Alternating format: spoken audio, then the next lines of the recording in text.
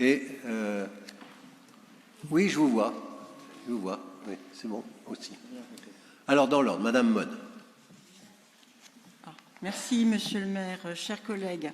Donc, je profite de ce rapport-là pour ne pas évoquer la phase 1, mais la tranche 2, comme voilà, vous en doutiez certainement.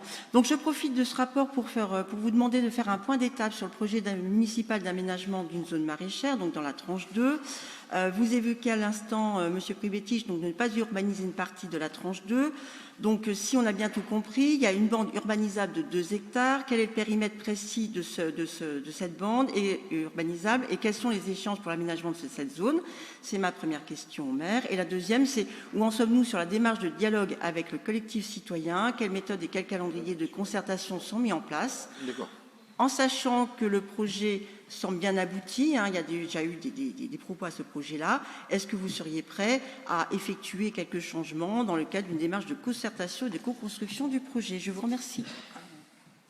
Sur ce point, je peux juste dire, je laisserai M. Pribetich répondre, mais pour qu'il y ait dialogue, il faut être deux. Donc, grâce à la démarche qui a été entreprise par des élus municipaux autour de notre collègue Philippe Lemanceau. D'ailleurs, je les remercie, ceux qui ont accompagné Philippe Lemanceau. 3 semaines après, nous avons eu une réponse pour nous dire qu'ils allaient commencer à réfléchir ensemble. Et donc, on attend, voilà. Donc, on est patient, on attend. Fabien l'accompagnait, bien sûr, Philippe Lemanceau, je le vois. Donc, voilà, il y avait aussi Mélanie Balson qui n'est pas là, et puis et Patrice Château aussi également. Donc voilà, donc ils les ont rencontrés. C'est un dialogue assez difficile.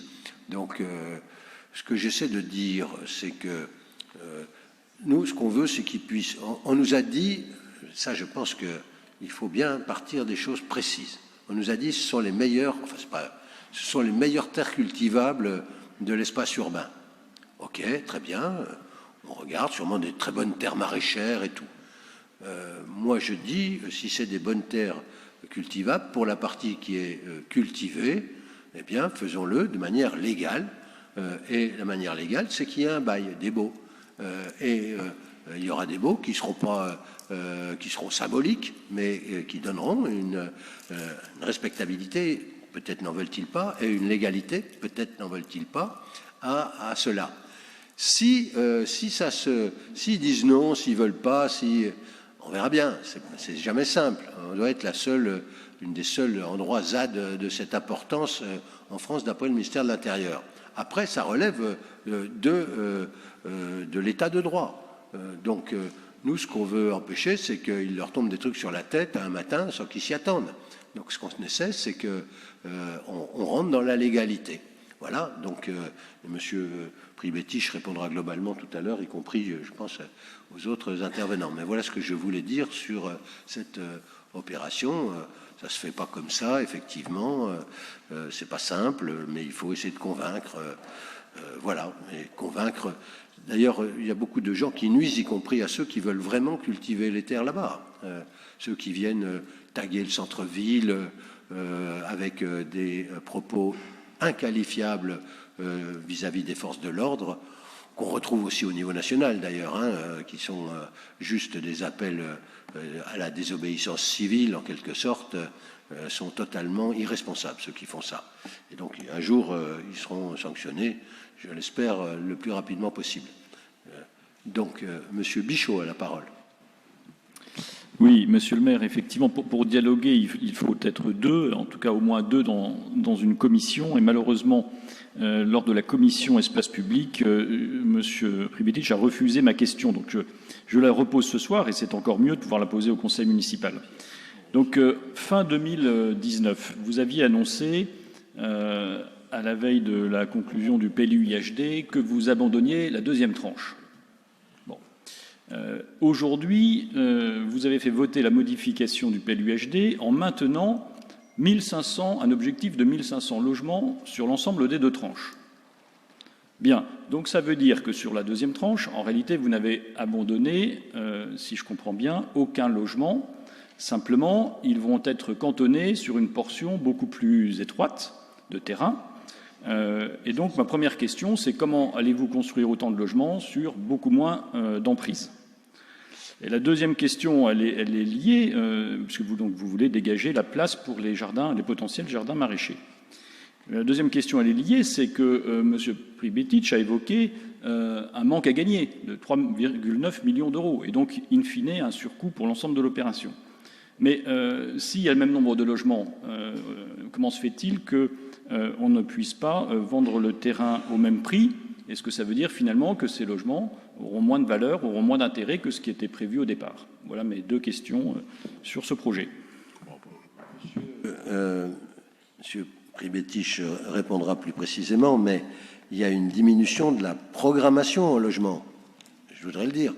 Il est prévu 1000 logements déjà au lieu de 1500, 1600 logements. Et nous voulons garder une pression, parce que si nous ne maintenons pas la pression, les choses ne bougeront pas. Et donc, pour maintenir la pression, j'en ai discuté d'ailleurs avec des occupants du lieu, si nous ne maintenons pas la pression, ils ne le comprennent pas, mais ça serait trop facile si nous ne maintenions pas la pression, parce qu'à ce moment-là, ils feraient ce qu'ils voulaient, et puis après tout, on pourrait transformer, y compris les terres cultivables, en zone de BMX, que sais-je encore, il y en a une. Donc il y a une zone de BMX, sur cette zone de BMX, on envisage de construire, on n'envisage pas, bien évidemment, de faire nous aussi du BMX. Il y a d'autres endroits pour en faire. Et en plus, vu que c'est des terres tout à fait importantes, les terrains de pétanque et autres sur ces terres tout à fait importantes, eh bien, on ne porte en idée de ne pas les laisser en l'état. Par contre, tout ce qui est cultivé et cultivable, voilà. Il y a aussi un autre problème d'habitation, parce que ces jeunes gens, pour la plupart ce sont des jeunes gens, ils portent en eux aussi un projet de transformation sociale, d'habitat nouveau dans des caravanes, avec des toilettes sèches, etc., etc. Donc il y a quand même quelques petits problèmes qui se posent autour de cela, mais nous avancerons progressivement. C'est effectivement un sujet qu'il faut aborder avec les yeux de 2020. Voilà. Il y avait M. Bourguignac qui a demandé la parole. Oui, après, tout de suite après. Oui, Monsieur le maire, Mesdames, Messieurs. D'abord, ce CRAC, c'est une confirmation, la confirmation de l'abandon de la tranche 2 du Jardin des Maraîchers. C'est une initiative que nous soutenons. C'est vrai que cette confirmation est importante puisque, sur ce point, le PLUiHD n'avait pas été modifié.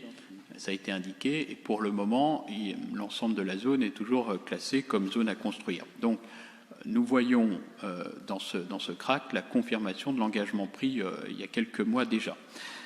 Vous avez raison de souligner le coût significatif pour la collectivité de cet abandon, 3 millions d'euros. C'est un geste très fort et nous vous soutiendrons dans cet engagement financier aussi. Comme vous, nous refusons la situation actuelle, c'est-à-dire que ce terrain soit laissé à ce qu'on appelle des zadistes, devienne une zone de non-droit qui nuit d'ailleurs à l'image de Dijon. Et il a été souligné les menaces inqualifiables contre le préfet, contre les forces de l'ordre, et tout cela évidemment insupportable. De même, si vous le permettez, contre le maire aussi. Hein. Contre le maire, je ne savais pas, mais bien évidemment, nous le condamnons avec la même force. Enfin, il y a la question de la destination de ces terres. Et moi, l'idée d'intégrer ces terres nourricières au projet de PAT, c'est-à-dire de projet alimentaire de territoire, me paraît tout à fait pertinent. Je crois que j'ai eu l'occasion d'exprimer au Conseil de métropole, parce qu'on arrive à un projet global et cohérent. Je vous remercie. Merci, Monsieur Robert. Et puis, Monsieur Lemanceau. Et pour réponse globale, financière et générale, Pierre Pribetich. Monsieur Robert, vous avez la parole. Monsieur le maire, chers collègues, alors moi, mon intervention se veut aller dans le sens de l'optimisme. Notre groupe Écologie pour vous est fortement préoccupé par les enjeux de la préservation de la biodiversité, de l'alimentation saine, locale et accessible pour tous, comme du logement, accessible pour tous également et performant dans ses aspects énergétiques et environnementaux. Dans ces conditions, nous nous réjouissons de la présente délibération. qui acte une évolution du projet d'urbanisme d'éco-cité des maraîchers par une non-urbanisation d'une partie importante de la tranche 2. Nous nous réjouissons également que notre majorité ait pu constituer une délégation venue sur place, constater la qualité de l'entretien des jardins et amorcer un dialogue avec les personnes qui les exploitent. Nous espérons toujours très sincèrement dans l'intérêt général et l'urgence écologique qu'une issue satisfaisante pour toutes et tous soit trouvée sur cette zone d'aménagement concerté, dans le respect de l'état de droit qui nous permet de vivre libres et égaux en droit et en devoir.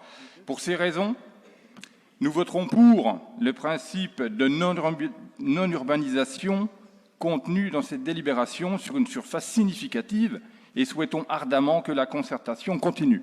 Merci. Merci, Monsieur Lemonceau, qui était avec vous, Monsieur Château et également Mélanie Balson. On vous écoute, Monsieur Lemonceau. Puis sur le bouton, voilà. Merci, Monsieur le maire. Effectivement, donc, comme ça a été indiqué, nous avons été rencontrer le collectif le 6 mai après-midi. Nous avons visité le site, nous avons échangé avec des délégués, si je puis dire, de ce collectif. On a pu rappeler un certain nombre de principes sur le fait que la discussion était ouverte. On souhaitait établir cette discussion et preuve en était le fait qu'on faisait l'effort de les rencontrer, mais que pour qu'il y ait discussion, il fallait aussi que chacun prenne en compte les efforts qui étaient faits par chacune des parties.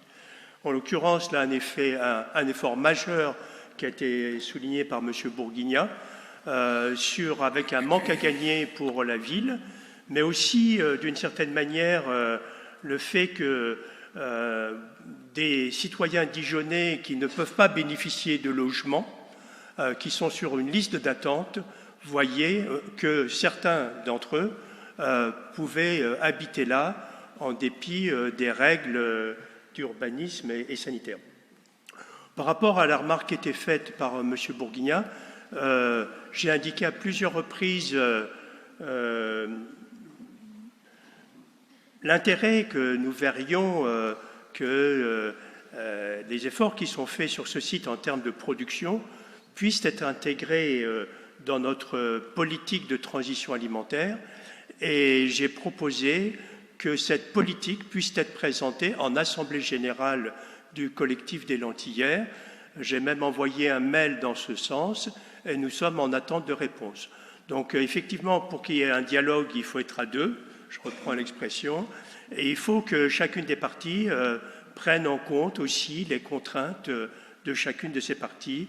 En tous les cas, nous faisons l'effort d'engager ce dialogue et on espère qu'il aboutira, mais on restera sur nos valeurs.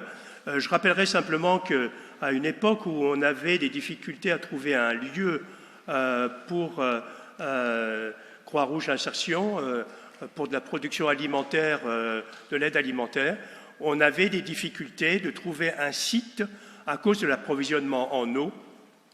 Et ça m'a fait un peu mal de voir que sur ce site, l'arrosage des parcelles était fait de façon tout à fait illégale par de l'eau qui est prélevée directement sur le réseau, alors que nous-mêmes, comme municipalité, quand on veut installer une situation d'aide alimentaire, on n'a pas accès à cette eau. Donc il ne faut pas qu'il y ait deux poids, deux mesures, et on est prêt à la discussion, mais il faut aussi que chacun respecte les contraintes et les règles qui font que la démocratie est ce qu'elle est. Voilà, les bons jardiniers n'arrosent pas avec de l'eau chlorée, mais enfin, c'est un avis personnel.